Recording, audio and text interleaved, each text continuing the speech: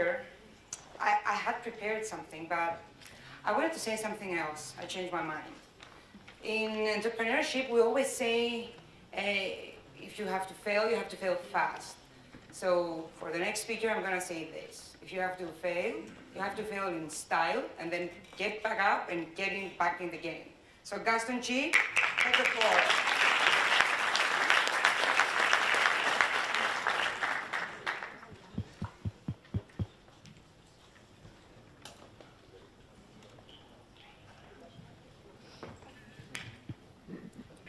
Okay, good evening. So, unlike Jamie, he started off saying, thank you.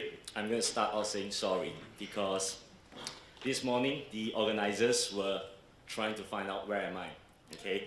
They've been calling my phone, they've been trying to find me in the hotel, but I just got here about 2 hours ago. The reason being is before I give any very important speech, so I take this very seriously. You know, they flew me all the way from quite far, okay? I like to take my time off. So in the morning, it was beautiful weather. I pulled out my shoe, I went for an outdoor run. I came back, I went have a very, very good breakfast, and it was outdoor, so I had a breakfast. And I talked to a few people. I wanted to understand more about Cyprus, okay? So people here are very friendly, reminds me of my home country, Malaysia. And I talked to the waitress, I talked to the hotel lobby staff, I talked to concierge. Rule number one to be an entrepreneur, you got to be very, very observant. You got to be willing to ask, okay? So, when I arrived Cyprus, I was very fortunate that Michael picked me up from the airport, okay? And when I arrived in his car, I started asking questions. I talk and talk and talk. And I found out one thing. All great men cannot multitask. We lost. And he said, stop. Let's figure out where we are. So I said, okay, Michael, why don't I stop and just shut up and you drive? Let's get to the hotel, okay? So we arrived at the hotel. And, you know, even before I arrived Cyprus, I made some calls to my friends. I called my dad, a man I really respect, although he was not really part of me. I was raised by a single mom, okay? So I only got to know my dad later on the years when I'm involved in business. So I called my dad, you know, what's your view on Cyprus? You know, he would talk about his view. I asked my friends here, what's the view about Cyprus? We talked about properties, we talked about the financial downfall, we talked about halloumi cheese, you know, we talked about all these things. But one thing I want to tell the organizer, thank you for one thing. In a way, you somehow as much as you think that, you know, I'm teaching you guys a lot of things, but one thing I think, this is very personal. You reminded me something, see, I went to boarding school in the UK, so that's like 10 years ago, and I've lived there, start my business, run my company, and it hasn't really hit me to go back to Malaysia to contribute. So I think one thing I really learned from you guys is like, you know, it reminds me that I have my calling as well back in my country. So this is one thing that I really learned from the bunch of volunteers. They put in endless hours just to make this happen. So I think that, you know, after this, go and speak to them. They have so much things to share. So moving on.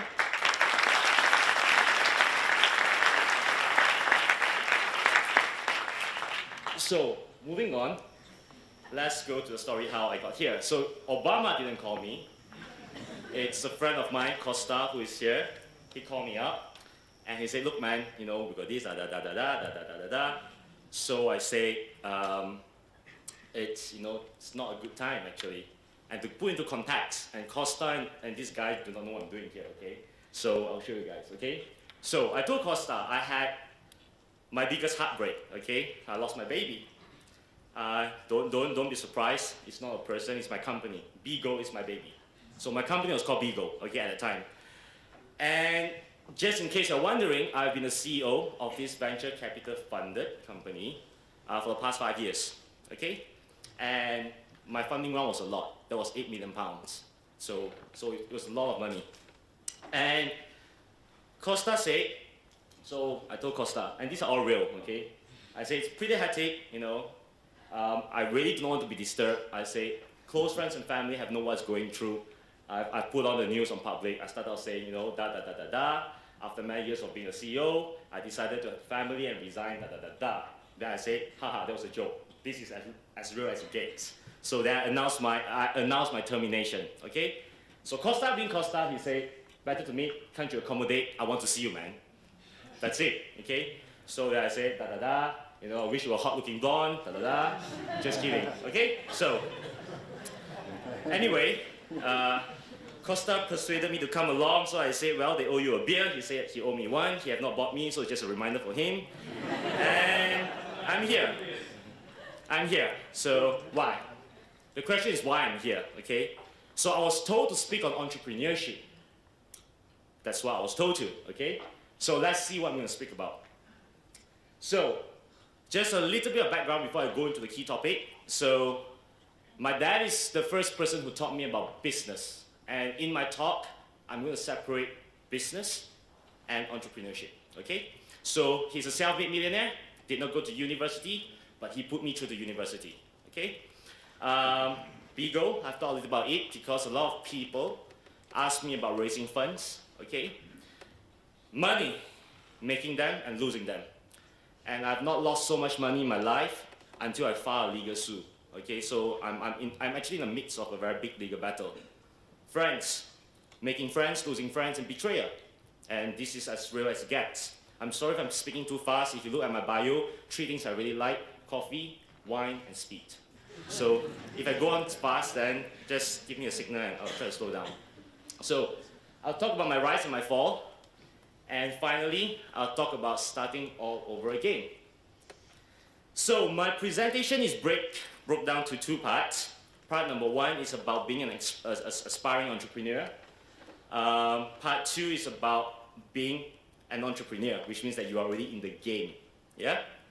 So, first thing first, I'm not going to teach you how to swim. I heard Cyprus people are very good with swimming because you're near the sea, but I've thought really long and hard what my topic should be for part 1. And if next year you don't see me being invited back, it might probably because I use this topic. So, startup, okay? You can read for yourself. I'm not going to read it out because I know they're recording. And, you know, I can edit it later on YouTube. And it's really the 5 key observations I want to talk about that I have seldom seen any entrepreneur or any books I read about talk about. So, let's try to make this part as interesting as I can. So, they call you an entrepreneur, okay? Or you call yourself an entrepreneur. It's a beautiful name, and if you know the roots, it's actually from France. It's French, okay? And you can either be happy or sad, but it's a fancy name, and it's actually a name for people, in my view, who are jobless. So what do? I'm an entrepreneur. Oh, wow, okay? So because you're jobless and you have fancy name like entrepreneur, okay, this is what your spouse or your girlfriend think of you. If you have one, you know, they'll think of you that you're daydreaming or you're sleeping. And, you know, I don't have a spouse, you know, but a lot of my ex-girlfriend, they either think I'm dreaming or I'm sleeping, not with someone else, but with my dream. And I have my fair share of breakups, okay? Breakups, get back together, break up, we get back together. It's tiring, it's dramatic. And because of my business for the past 5 years, I traveled a lot around the world. From, you know, I went to China, I went to Angola, London, Malaysia, Singapore, Hong Kong. And, you know, the jokes around my friend is like I'm United Nations. So don't think too hard, yeah? Anyway, move on. If you didn't get a joke, that's fine. So anyway, let's move on. This is probably, in my view, the biggest reason why most entrepreneurs or people fail. It's feeling unsupported from their loved ones. Okay, this is personal. Okay, so my only advice to young aspiring entrepreneurs is this: the journey is going to get harder and harder. You got to be very honest with yourself and your partner, of course. Yeah, and one of the advantages of starting up young, and if you're not married, it can be a huge advantage because you are not in a fairy tale world. When you're married, it's a commitment already, all right? When you're young, it's different. So my first thing is that the question that you really got to ask yourself is this: are you single, or do you have an extremely supportive partner? Talk it out. You got to talk it out. You want to start a business, you talk it out, you know? So this is first observation. Moving on. your social circle, okay? Your social friends, your social surrounding, they will only think of two things when you tell them you want to be an entrepreneur or you talk about it. They'll think either you're a loser or you're a liar. Don't believe me? Try this, okay? Try meeting them, especially people like us who graduate from university, okay? The whole system has been created for you to go into corporate jobs. Why? It's very understandable, logical, okay? A lot of universities back in the UK, top universities are funded by government, okay? Government have their own logics towards their funding. Then it's backed up by a lot of big companies, top 500s, who will sponsor a lot of their career events, this, da. So when you go to a career advisor, often they will tell you how to apply for a job, right? Don't believe me? Try what I did last time at Warwick. I went to the career advisor, and they said, sorry, I'm not here to ask for a job. I want to buy over a company. And they look at me, are you crazy? And then I make another appointment with another advisor, go through it. And this guy was telling me all the things. You study engineering, you should be doing this, you should do da. And I just asked this guy one person, I said, thank you for your advice. Can I just ask you one thing? What if you get fired today? What are you going to do? And he just quiet, So, when you are with your friends, when you start your entrepreneur, you're jobless, you call yourself entrepreneur. When you go out, have in a pub, in a beer, you have a beer. Try answering this question. So, how's your business doing? Is it growing? How much are you getting paid? Oh, you don't get paid, right? You don't have a salary. Oh, you got to sell. Okay, but who's going to buy? Why are they buying? And suddenly, all your friends seems like, oh, venture capital, business angel, they're doing the due diligence check on you, and and they're going to ask you a lot of questions, and it's difficult because sometimes you get so tired, you don't even know where to start. Yeah. So my second observation is this: you got to ask yourself this: are you ready for the social pressure? Okay, are you ready for the social pressure? Because no matter how you explain, it would never be enough, okay? Some of your friends will gradually stop seeing you because they are busy climbing the corporate world. And you two don't click. You will never click because they are already in that system. You are trying to find your path, okay? And then, when they stop seeing you, they will think that you're wasting their time, fancy words and all your fancy dreams, and they think that you are a loser. So my second observation is that you will have fewer friends, but those that stick by are your true friends, okay? And if you're really honest about your dreams, and you have no one to be accountable for but yourself, because at the end of the day, when we face the unwanted visitor, when death is knocking on our door, everything will flash before your own eyes, okay? You'll be judged of your own actions, the things that you did and did not in the name of entrepreneurship, in the name of going after your dreams. So, make sure when that visitor comes knocking on your door, you have all this flashback, make sure that it is worth watching, okay? So, observation number 2. Then you have the society and the government to deal with. Anyone working in the government here? Okay. Anyway, the society will think of 3 things about you. If you're making a lot of money and you're Asian, then they'll suddenly introduce you their daughters. Hey, get to know my daughter, If you're not making any money, they probably will leave you alone, but they expect that you leave them alone as well. Okay? And if you're making money, they might think that, well, you might be stealing someone else's money, because they'll be asking you, who would pay for such a thing? Really? They pay you? Are you not making money through paycheck, salary? Wow, you must be very good at stealing then, because you're selling. So this is what the society will think of you, because it's not common. Then you have the government. Most government have 3 things in common. So I started up many companies, around the world. But I realized that there are 3 things in common. The government wants you to hire more people. It's good for the country. The government wants you to pay more tax. It's good for the government. And the government wants you to spend more. It's good for the economy. And most government-backed incentives are not really for entrepreneurs. They are for investors. SME fund relief, tax relief, this incentive, that incentive. It's really for investor. When you have money, then, free trade zone, we're talking about free trade zone. It's very much investor driven, not entrepreneur driven. So what does this tell you? These 4 pictures here tell you. Okay, which means that, the question that you need to ask for yourself is, are you going to build your own path? And if you do, it can be very lonely. Your friends, your loved one, then suddenly your government, then suddenly your society, and it's a very lonely journey. I'm not kidding. So the word I use here is lonely, and you really have not a lot of things to depend on but yourself. Remember, I'm talking about the aspiring entrepreneur, okay? Finally, your worst enemy, yourself, okay?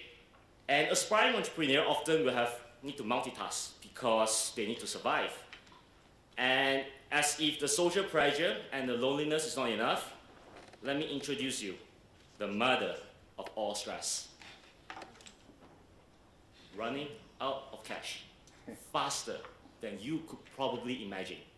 Okay? This is going to kill any aspiring entrepreneur. Why? You will lose your productivity, you will lose focus, you will lose your ability to make good decisions. You will lose traction of what you should be doing versus what you are doing because you need money. So 6 years back, yeah, I couldn't really call my dad because I wanted to start the company because being very China man and being his mentality is either you work for a big firm or you come and work for one of my businesses. So, full stop. So I called my mom 6 years back. Among all the people, that was the last call I want to make. Single mom, she has lived a very gracious life and she's the most modest people I know. But I said, Mom,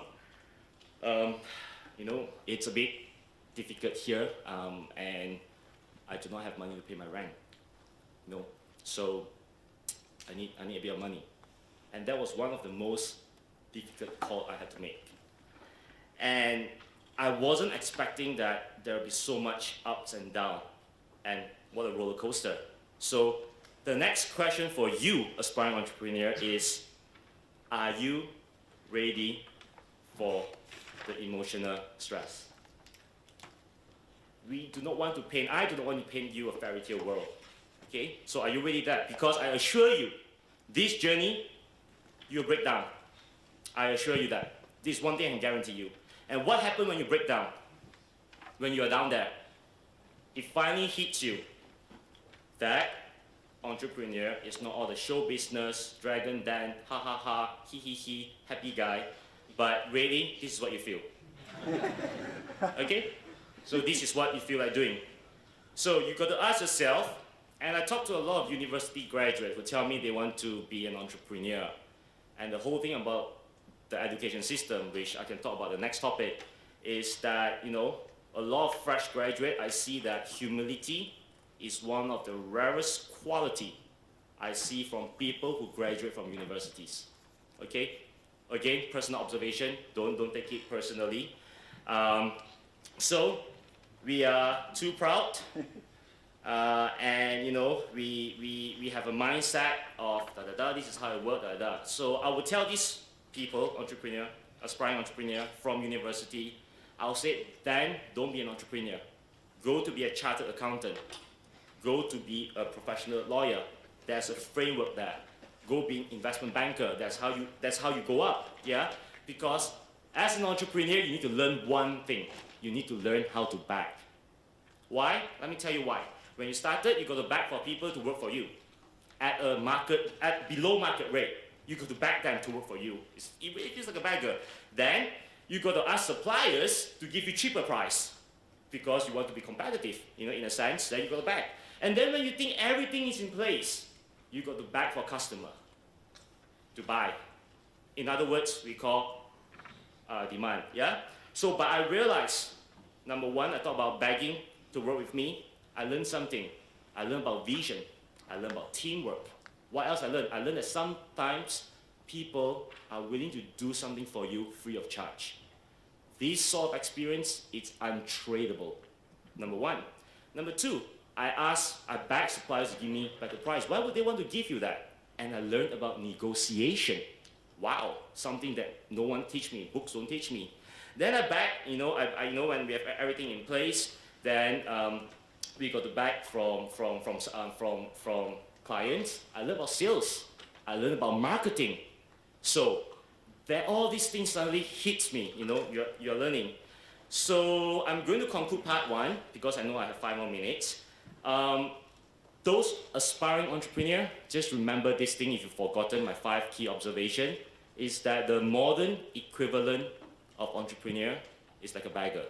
Okay, so this is what I want you to understand. I'm exaggerating it a little bit, but it is true. Okay, so some pictures to go before I go to part 2. So this is me, 6 years back. When you're in startup, every penny counts. Every penny counts. So my hair, being Asian, grow really fast. So I just decided every month, instead of going to the barber, 12 pounds a month, times that by 12 is about 144 pounds. Do the math. I can save 144 pounds, put it back in my company, and then why not I just shave it every month, okay? Sorry. And then, this is an original receipt. Before I came, I tried to look through my files. The date, I can't really see, the date is back in 2009. And I would go to Tesco or Sainsbury at night to buy nearly expired food.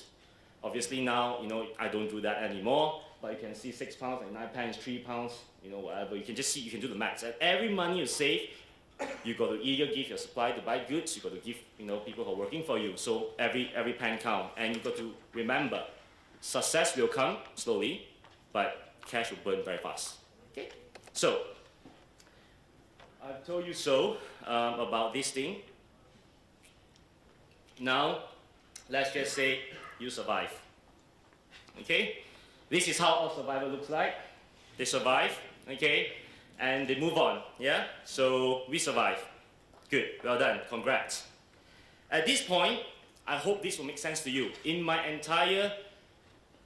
not entire life, my entire journey, I think this is probably the best definition to me of what an entrepreneur means. It basically means building something from practically nothing. So that is the best definition. I read a lot, this review, Harvard review, that review, but this is probably the best definition. So, I want to decode 5 myths. When you are now in the game, I want to decode 5 myths and 5 myths. And this might probably upset some people, but I'm just going to do it, okay? So, myth number 1. The passion myth, A lot of people will tell you that to succeed, all you have to do is to pursue your passion. Is that true? I'm not saying it's wrong. I'm asking, is that true? Is that really, really true? So, first of all, let me say that this is a bit of bad advice, because if they'll tell you if you're passionate, the money will come. This is very shallow. I wanted to point to you, I'm not here, those of you who know, like me, I like classical music, and when I'm running, I like really upbeat music, but I listen to a variety of music, and if you know John Lennon, he wrote a song called All You Need Is Love. But he also beat his wives, 2 wives, and he abandoned his child, and he was a heavily drug addict. So, is all you need is really love? Okay? And secondly, it doesn't really make much sense, business sense, because it's very selfish. For some reason, in our culture, in our entrepreneurship culture, we idealize passion. And the problem with idealizing passion is you underestimated a lot of things. You underestimated things like hard work. You underestimate things like determination, perseverance. You underestimate things like humility. Okay? So, it's not really sensible to me. Then, third thing, this is war, man. It's not romance. Okay? It's not Disney. I'm sorry to spill the beans, but in the business world, no one really cares how passionate you are. Because if you can't show them a tangible benefit, why would they want to buy? Why would they want to buy? You tell them, I'm passionate. Try getting them buy that. Okay? So, You know, passion is a good starting point. Passion is necessary. Passion is a beautiful thing, but there is no magic formula. Passion alone is not enough. Okay? So, I hope this gets across to some of you. So, myth number 1. Myth number 2. Everyone around me these days talk about mentorship. And a lot of governments are doing great things about that. A lot of initiative on it to launch mentorship program. But to me, personally, talk is really cheap. Okay? On one hand, you have someone who is getting paid through this mentorship program, who's a little bit more senior, who has more white hair than you, yeah, and who can present his CV in a better way, and advise you on business. He's getting paid through the government incentive, this and that. And on the other hand, you have you, the entrepreneur, who is actually fighting in the arena, who is the one who feels like, can I afford to pay the bill tomorrow? Who is the one who needs to stand up after every fall? And you put them two together. There's a saying in China. So my grandparents are from China. My granddad is in the military, and there's a saying in China, only a diamond can cut a diamond. So likewise, I would say that only an entrepreneur can really understand entrepreneur. So the problem with mentor is this. If they just watch you, we have an English word for them, spectators. Okay? If they, and if they just talk, at best we really call them advisor. At worst, I would say bullshitter. Okay? Then, this is personal, but for me, if you want to be mentor, 2 things must apply. This is again, it's me. You got to invest time and money. Note, I didn't put how much money, because it's just a sign of commitment. Okay? If they believe in you, they will invest in you. I was trying to think how do I put this in an analogy, because some people say, no, mentor can do that, but again, I say this is me. So I was trying to put an analogy to it. If someone, tell you that I'm a mentor, but I can't invest in this and that, I only can invest my time, it's like really a man telling a woman, like, look, let's have safe sex, but without condom. It just doesn't make sense to me, okay? It just doesn't make sense. Then we have a lot of professors these days or business initiatives these days who put you in touch with lecturers of this entrepreneurship or lecturer of this innovation, but when you really look through the background, they come from the corporate world, and they don't really understand entrepreneur, because I want to differentiate investor, entrepreneur, and businessman. So entrepreneur is a whole game on its own. But then a lot of time they invite all these people, and then these people will start, coaching you, teaching you, and the problem is this, which is again something related to sex. Is like they are declaring that sex is so great, but they're still a virgin. So it doesn't make sense to me. So mentor, when I think of mentor, this thing must apply. Then you have hiring. Okay, I've been warned, 5 more minutes. Then, because you're in the game now, you are involved in hiring. I want to keep this really short about hiring, okay? Because for me, rule number 1, I don't hire for skill. I've hired people, and this is what I learned.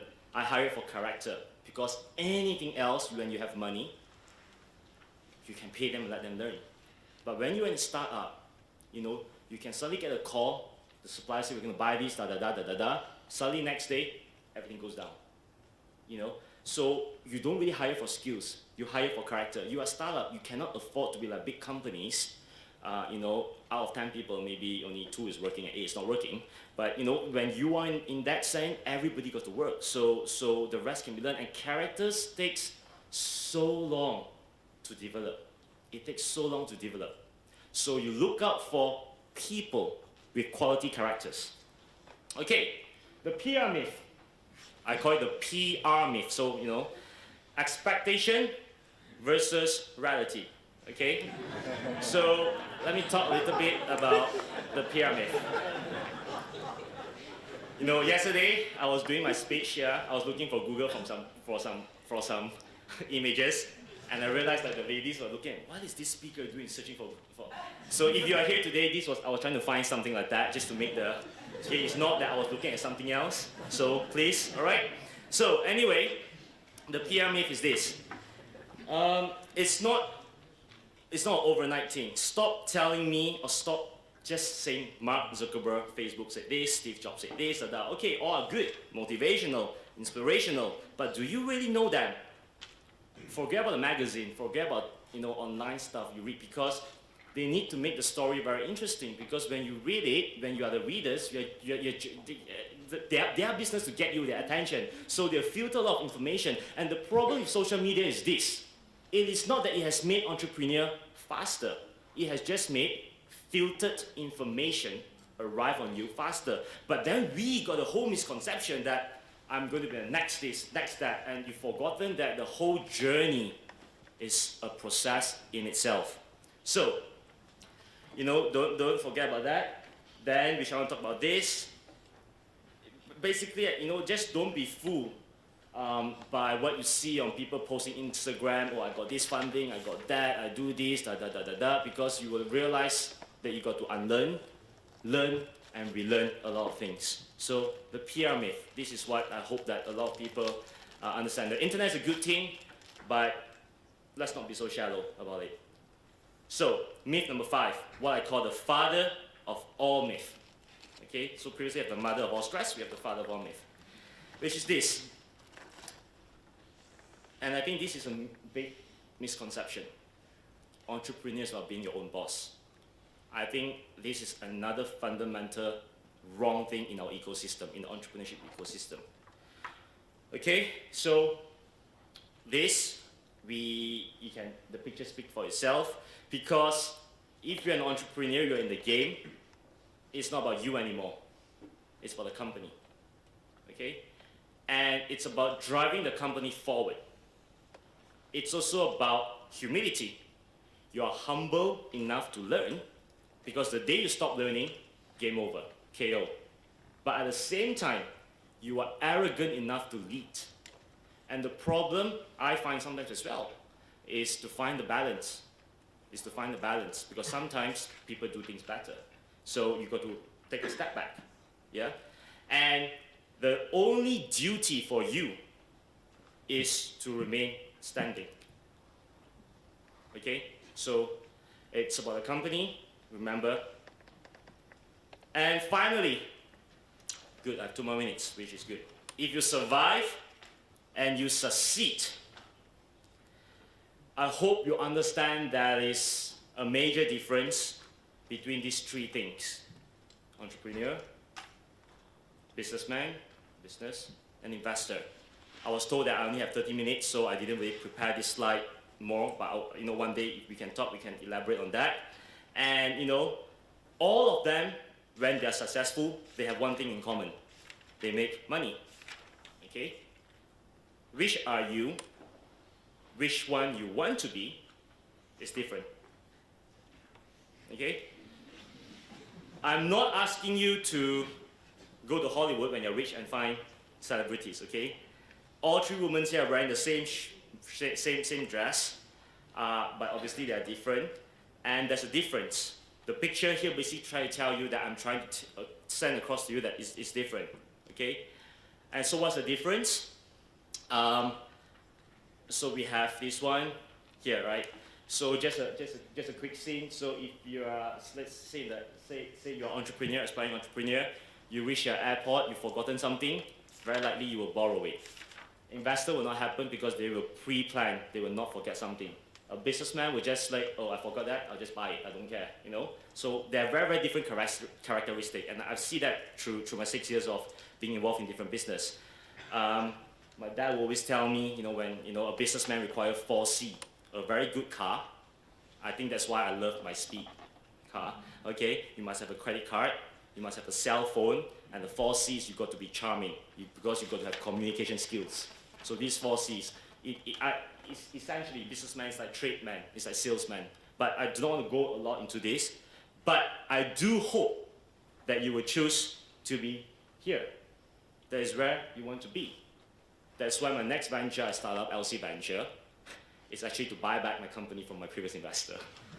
So anyway, but that's a long story short. So I don't have enough time for explaining that 3. So I've talked about this.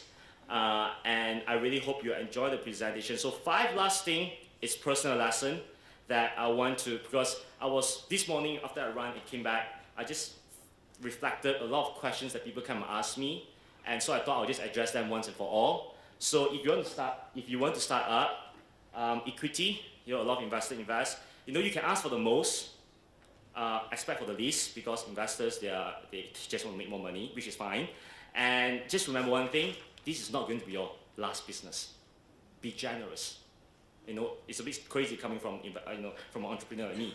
Be generous, because you don't want to prolong the whole negotiation. Do it. If someone's ready to invest in you, ask for the most, expect the least, do it. Second, before you want to build your company, build your character. Most of the time, this means destroy your own character to rebuild. Sports, you will agree that if you want to build new skills, you've got to unlearn a lot of things. So this is number 2. Number 3, treat yourself. You deserve it. Whether the calls come in is bad or good, end of the day, in my company, when I run Bigo, I always have one policy: we celebrate.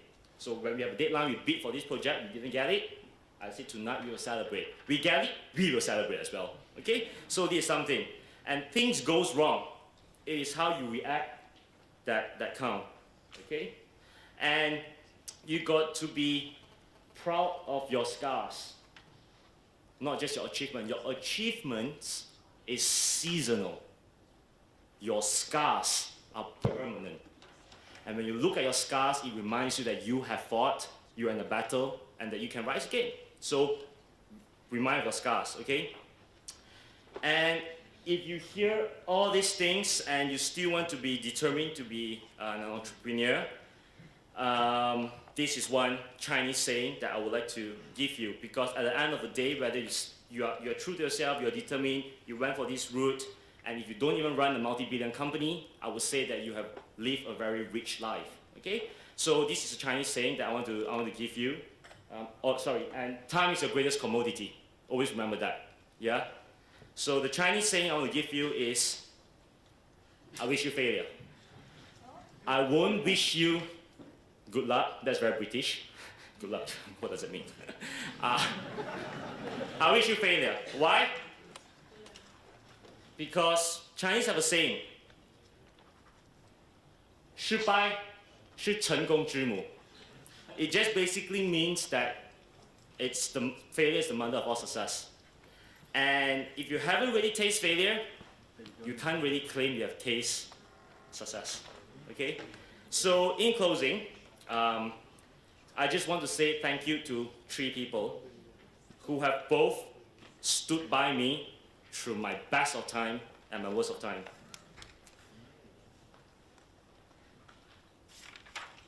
So my whole family, especially my mom, raised me up, and this picture was just took 10 days before I was fired. My company, Bigo, was nominated as one of the best and fastest growing company in China. We are with competing people with like Jaguar, Land Rover, big names, IAGs and everything. And my mom hate long flights, but she flew over and see me. Secondly, also my co-founder. If I can repeat time again, I will do the whole thing again with her, because it's just amazing. She really stood by. She stood by, and now these things happen. We are on separate paths, but we never know we can cross paths again. But it's amazing with having people that stood by you, and also my very, very close employees. I had 12 employees who were fired a day after I was fired. Okay, half of them stayed back, but expenses was getting very high, and then my company was closed in China, so I can't really hire them because it's illegal. But my secretary stayed, and for 6 months I couldn't pay her, but she stayed. So, loyalty, it's such a rare thing. And finally, my enemies, for making me who I am today, and if they're watching the video, thank you.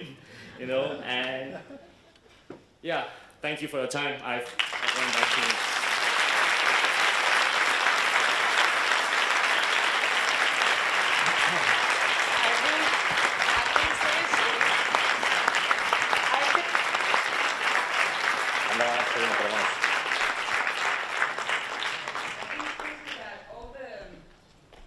I've been watching the faces of the people on the ground while Gaston was talking, and because I could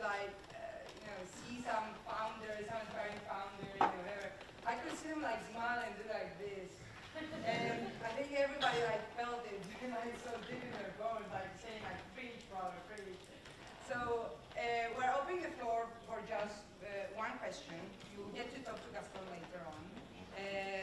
If you have like one that he hasn't answered yet, like a really deep one, a really, important one. Okay, one in the back. I think you covered everything.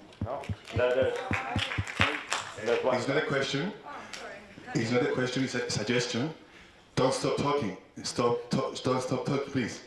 I've been away for 20 years. I came back. I see things that I don't like. I like, and I ask questions. And I tell you one thing: you are lucky. They didn't send the police to your house. The new generation has luck in Cyprus because they have access to information and they have optimism, and they will do great things. And thank you for the presentation. Very good. Thank you. Thank you. Thank you.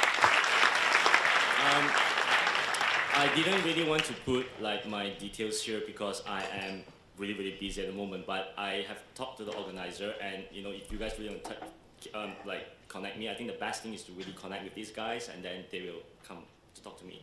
So because without them, I wouldn't be here today. So thank you. Thanks, Gaston.